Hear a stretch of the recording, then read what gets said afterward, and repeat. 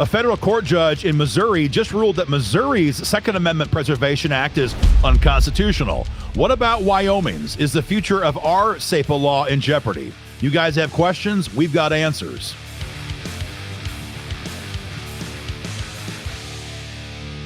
Hey guys, Aaron Dorr here with Wyoming gun owners. Session is over here in Cheyenne, but a lot of gun owners are asking us questions right now about the integrity of Wyoming's Second Amendment Preservation Act, so-called, in light of the federal court judge decision in Missouri last week, which has ruled that Missouri's SAPA law is unconstitutional. You guys are asking us, does this have ramifications on our SAPA law, and will it remain intact? So we're going to answer those questions in this broadcast. And as you're about to find out, we've kind of got good news and we've got bad news. So first, let me kind of paint the picture of what's going on here right now. It is true. Last week, here's a screenshot from fake news itself, CNN.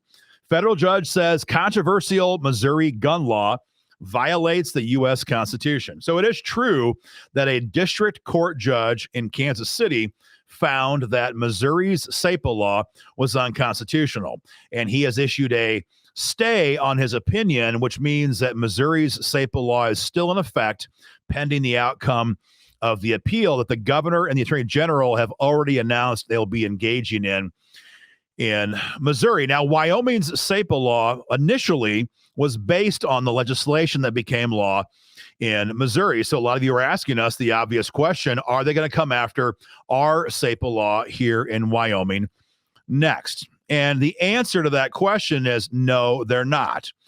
And before you take that to be good news, we have to understand the reason why. The reason why they're never going to come after Wyoming's so-called SAPA law is that Wyoming's SAPA law is a joke. You guys remember probably all the big fight we had about this last session in 2022. The rhinos here in Cheyenne took WYGO's SAPA law. They made massive, harmful changes to it with their own language. And of course, they rammed a fake version of SAPA through the pipeline, and Governor Gordon signed it because everybody wanted to be on a gun bill in an election year. And we all know why. WYGO members destroyed the careers of countless rhino incumbents in the 2020 primaries. And the word went out in Cheyenne that we will not let that happen again to ourselves, us being the rhinos. And we're going to pass a gun bill in 2022. And so they did. And so SAPA, so-called, again, passed here in Wyoming. But as you're about to find out, it has nothing in common with Missouri's SAPA law. Number one, as a reminder, the bill that passed into law here in Wyoming, SF 102, took out the heart and soul of the actual SAPA concept. What makes SAPA so offensive to Joe Biden and the Department of Justice, or Department of Injustice, is that in Missouri, if an agency violates SAPA law and orders their cops to enforce federal gun control, the individual gun owner can take that department into civil court for damages.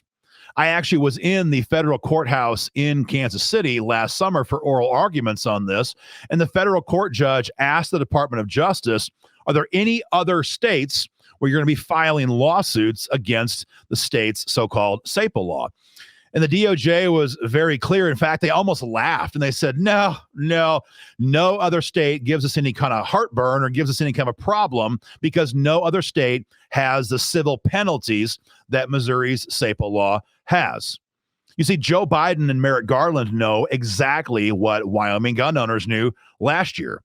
And that is that when Wyoming rhinos took the civil penalties out of SAPA law, they effectively, in one stroke, neutered the bill.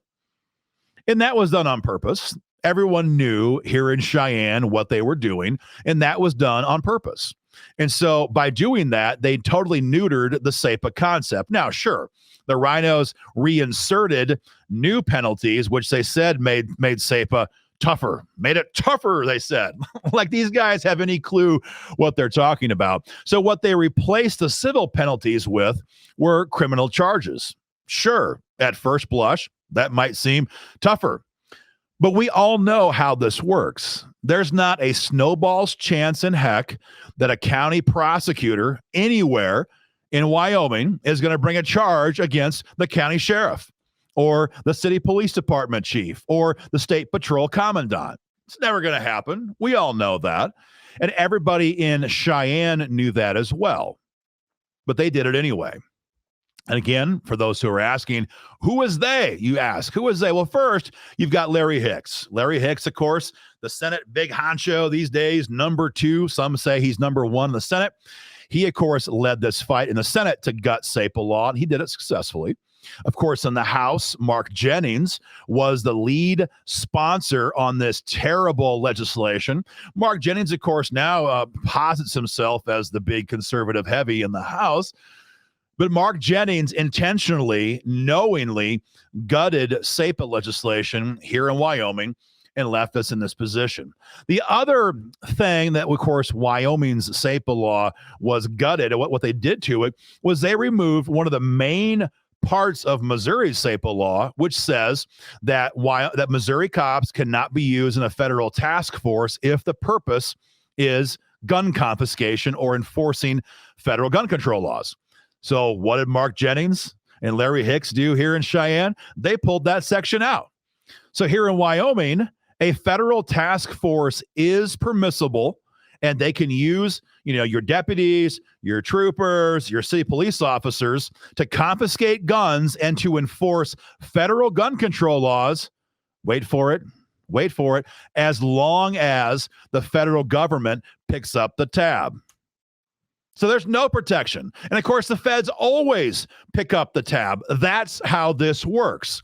They'd send out an FBI agent, an ATF agent, a couple agents, and they have the checkbook. They have we the people's money. So they send out 1 or 2 feds, and they grab Wyoming troopers, Wyoming deputies, Wyoming cops. They pay the bill, and they get to order them around like they're pawns in the federal war against gun owners to enforce gun control. You see how sick that is? It's disgusting. So again, that's point number 2. We don't have anywhere near the same strength and the same protections that they have in Missouri. So that's reason number 2 why the DOJ will never come after our SAPA law here in Wyoming. Of course, there's other players, though, you should be aware of. There's other players. But first, I'm going to get to the third point and the final point. The other part about SF 102, the fake SAPA, which passed here in 2022, is that they took out all of the detail in our SAPA legislation. Our SAPA law was very clear, very concise. It spelled out in detail that Wyoming cops will enforce Wyoming gun laws. After all, this is Wyoming. We have our own legislature. We have our own state constitution, which protects gun rights. We have our own taxpayers who fund our own law enforcement to enforce our own laws. Pretty straightforward. We don't want them to become a mere pawn of the DOJ or of the FBI or the ATF or any agency inside the DOJ. So our SAPE legislation very clearly spelled out what Wyoming cops could and could not do because we don't want Joe Biden to use them. That language was all gutted in SF 102. So between no penalties, no meaningful penalties, no ban on federal task force work to confiscate firearms here in Wyoming, and loose language that gives all kinds of carve-outs to liberal department heads who want to enforce federal gun control laws, there is no danger that the DOJ is going to try to undo or challenge our SAPA law because our SAPA law is a joke. And it will not protect any gun owners. Now, I mentioned Senator Larry Hicks, who was one of the conspirators in this thing. I mentioned Mark Jennings, who was part of this. But again, it's important to note who was betraying gun owners because those two guys did not do it alone. They were aided by Gun Owners of America's lobbyist, Mark Jones. This is Mark Jones. You can see him there at the lectern.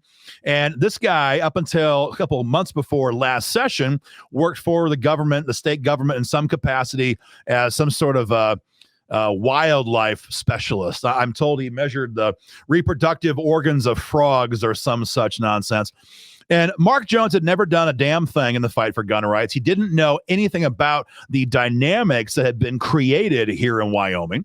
And so he waltzed into the Capitol pushing a bullshit version of SAPA And shockingly, everybody in the rhino class was dying to vote for it because now they could say that number one, I voted for SAPA, and number two, I have the support of Gun Owners of America.